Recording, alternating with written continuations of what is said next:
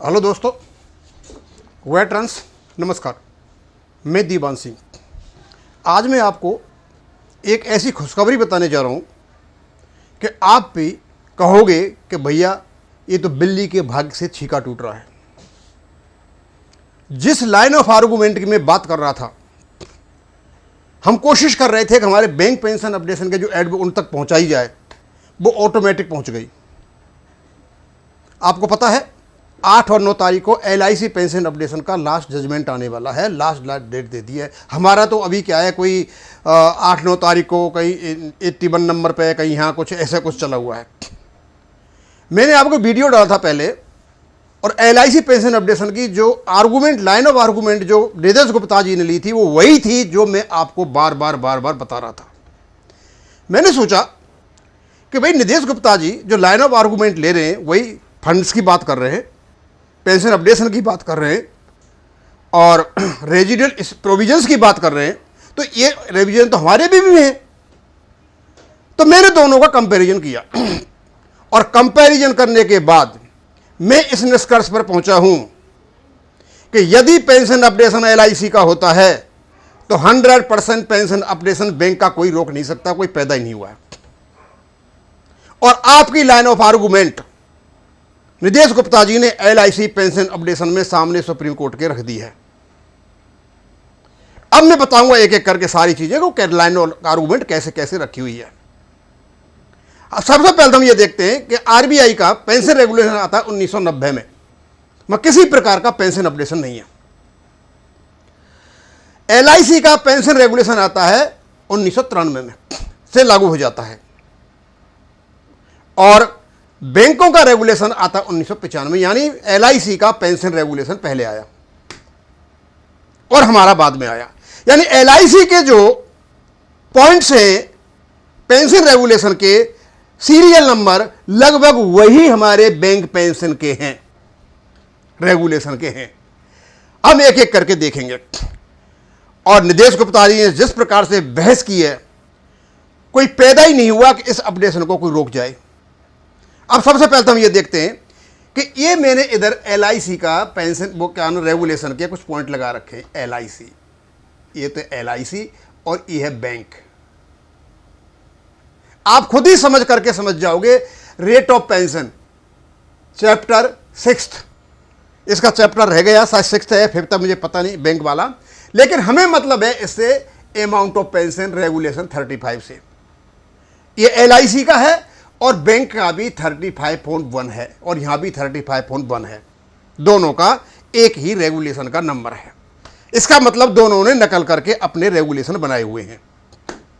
अब पहले तो मैं LIC का पढ़ता हूं क्या लिखा हुआ है। कहते हैं, in respect of employees who retired between the 1st day of January 1986 but before the 31st day of July 1987, basic pension additional pension will be updated as per the formula given appendix 3 में जो दे रखा है उसके अनुसार होगी। ये इनका है। अब 35.1 में बैंक में क्या दे रखा है, basic pension additional pension wherever applicable shall be updated as per the formula given appendix 1। दोनों का एक जैसा है, कोई अंतर नहीं है। चलो हम आगे चलते हैं। अब यहां क्या है कि ये जो 35.1 एक ऐसा इंप्रेशन देता है कि जैसे जब इनका नोटिफाइड डेट से लागू हुआ है वहीं तक पेंशन अपडेशन होगा, उसी प्रकार बैंकों को आगे नहीं होगा। तो इसको क्लैरिफिकेशन किया किसने, रेगुलेशन 56 ने। और हमारा भी रेगुलेशन 56 है, रेजिडुअरी प्रोविजंस। इसकी लैंग्वेज पढ़ लेते हैं। चलो हम LIC की पढ़ते हैं। पहले कहता है, और बड़ा स्पष्ट और लिखा है LIC ने, तो हमारे का भी मतलब वही होता है जो LIC ने लिखा है, लेकिन घुमा फिरा के कहा गया है। क्या लिखते हैं, matters relating to pension and other benefits in respect of which no express provision has been made. यानी पेंशन और बेनिफिट के संबंध में यदि कोई लिखित में, एक्सप्रेस का मतलब कोई लिखित में नियम नहीं लिखा गया है, in these rules has been made in these rules shall be governed by the corresponding provisions contain in central civil service 1972 में जो रूल रखे हुए हैं उनके अनुसार होगा।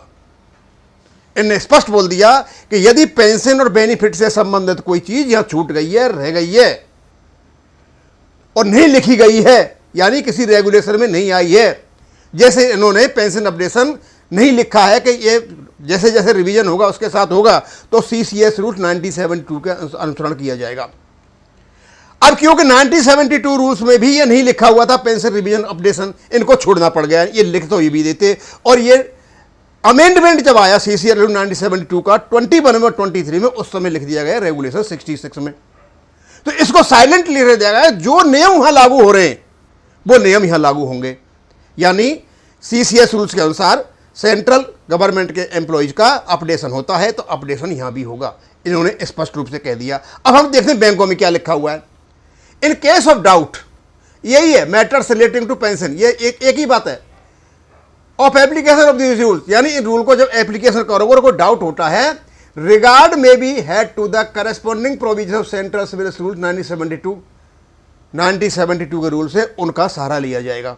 यानी मतलब यही है, कोई डाउट होता है, डाउट का मतलब कोई लिखित में नहीं है, डाउट मतलब यही है, लिखित में होता है तो प्रॉब्लम नहीं है। अब यहां डाउट हो गया, डाउट हो गया तो किसका, सेंट्रल सिविल रूल्स का, जैसे जैसे अमेंड होगा उसके अनुसार इनका अध्ययन किया जाएगा।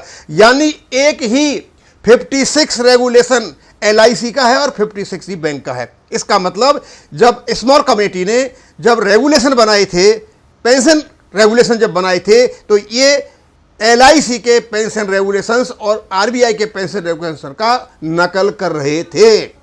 यानी वहां जो अर्थ निकलता है वो भी यही अर्थ निकलता है। और एलआईसी ने बड़ा स्पष्ट कह दिया कि यदि इन रेगुलेशंस में कुछ नहीं लिखा हुआ है और कोई डाउट होता है, सीधी सी बात है, जो बैंक में लिखा हुआ है, तो सेंट्रल सीसीएस रूल 1972 का सहारा लिया जाएगा। ये दो बातें क्लियर हो गई, ये दोनों की दोनों बातें निदेश गुप्ता जी ने एलआईसी में आर्गुमेंट करते वक्त बड़ी सुंदर तरीके से उठा दी थी। यानी उन्होंने प्रूव करने की कोशिश की, हाँ पेंशन अपडेशन यहां पे है, यानी उन्होंने अपना रेगुलेशन को टच किया, इधर उधर उन्होंने भागने की कोशिश नहीं की। और उसके बाद यही बताया कि जब सबका होता है, डायरेक्ट नहीं मांगा,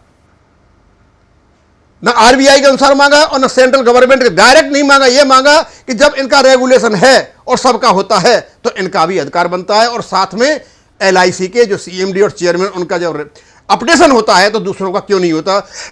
वहां एक पॉइंट और लेकर के आए थे जो रेगुलेशन में नहीं लिखा हुआ है। अब तीसरी बात थी इनके composition of the fund regulation 7, composition of fund regulation 7, ये एलआईसी का है और ये बैंक का है, दोनों का एक, मतलब तीनों के पेंशन अपडेशन का रेगुलेशन एक है, कंपोजिशन ऑफ फंड का रेगुलेशन एक है और रेजिडेंट इश्यूज का भी एक ही है। इसका मतलब यह हो गया कि जब ये सारे तीनों एक हैं और एलआईसी में बहस हो रही है माननीय सुप्रीम कोर्ट में, तो इसका मतलब बैंक रेगुलेशंस 995 की बहस हो रही है। और वही लाइन पकड़ी है गुप्ता जी ने, जो मैं आपको 3-4 महीने से बता रहा था कि लाइन ऑफ आर्गुमेंट जिस दिन पकड़ जाओगे उस दिन आपको पेंशन में कोई रोक नहीं सकता। गुप्ता जी इसको काम को कर चुके हैं और वो सर्विस मैटर के बहुत जानकार हैं। और इस बार एलआईसी ने अपना ही रेगुलेशन पकड़ा है, इधर उधर नहीं भागे। जैसे हमारे लोग अभी भाग रहे हैं, कोई आंध्र प्रदेश से, कोई EIBRF का कोई संगठन है, घटक दल आंध्र, वो लिख रहे हैं कहीं आरबीआई के बराबर पेंशन दो। ये सारे के सारे चमचे बेकड़ा चलम के, मतलब इस मामले को इधर उधर अटकाने की कोशिश कर रहे हैं। अब ये चाहे कितना ही अटका लें, इनसे कुछ नहीं होने वाला। इन्होंने सारे खेल खेल लिए, लेकिन इनका सारा का सारा खेल एलआईसी पेंशन अपडेशन के माध्यम से निदेश गुप्ता जी ने खेल दिया है। और यदि एलआईसी का पेंशन अपडेशन कोर्ट अप्रूव कर देता है तो बैंक पेंशन अपडेशन को किसी का बाप नहीं रोक सकता। Same language, same regulations, same कर्मचारी, सब कुछ सेम ही सेम है, इनको देना पड़ेगा। अब मैं आता हूं फंड पर। फंड का मैंने पहले बता दिया था आपका, किसका, बैंकों का। तो सबसे पहला फंड का इनमें A, the contribution by the corporation at the rate of 10% pay of the employee, यह है एलआईसी का। Bank, the contribution by the bank at the rate of 10% per month at of the pay of the employee, same, बिल्कुल कोई अंतर नहीं है।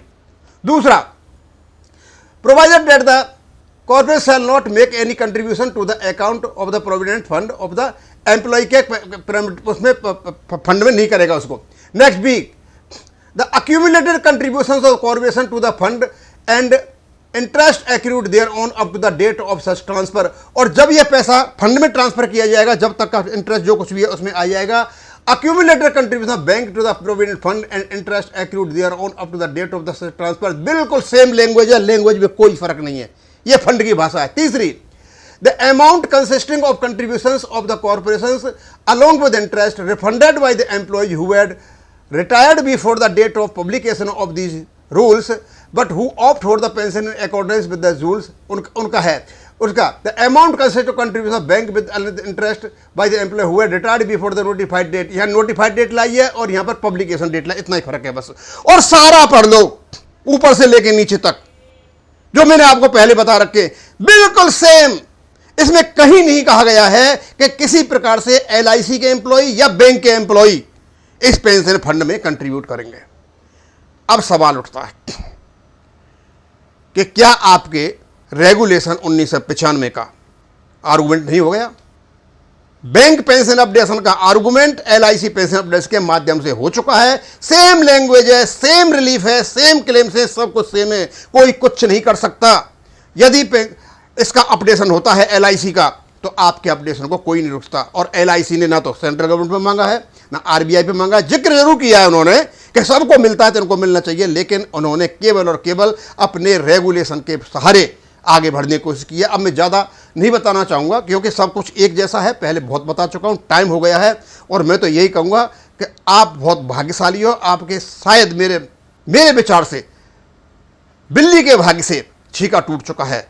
और bank pension updation को यदि LIC का 8 और 9 अक्टूबर को होता है तो कोई भी रोक नहीं सकता बैंक पेंशन अपडेशन को। अब यहीं खत्म करूंगा। थैंक यू, धन्यवाद।